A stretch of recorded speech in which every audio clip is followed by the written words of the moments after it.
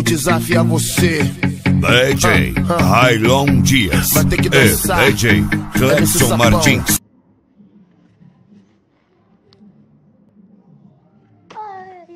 Oi, pessoal.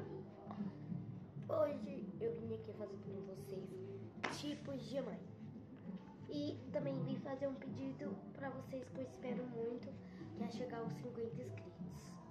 E também chegar a 50 likes no meu vídeo. Eu gostei muito que eu vi no meu da rotina da noite, 186 visualizações. Mas então vamos lá. Primeiro tipo de mãe é aquela mãe vidente. Ela vê tudo. Pega o casaco, vai esfriar. Pega o guarda-chuva, vai chover. Mãe, vou na minha amiga.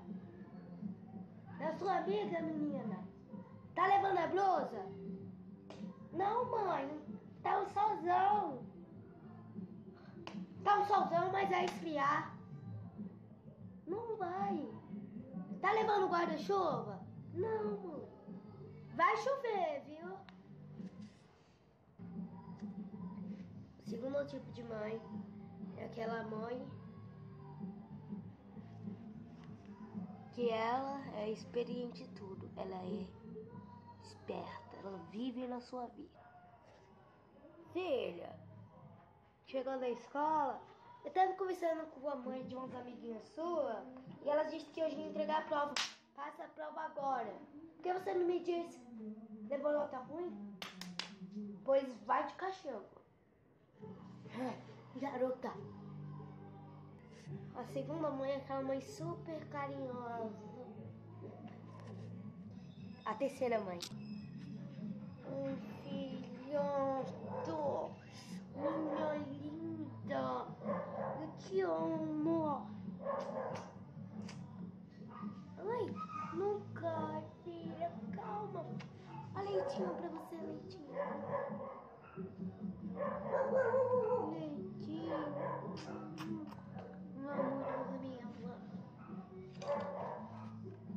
A quarta mãe é aquela que ninguém quer ter. A brava. Garota! Eu mandei você assar pão? Eu mandei você fritar ovo? Eu mandei você tirar nota ruim na escola? Não mandei. Vai estudar. E tô nem aí, pode chorar. Se queimou não é culpa minha. Toda mãe avisa. Então, gente, foi isso. Um beijo pra vocês. Docinho da Júlia.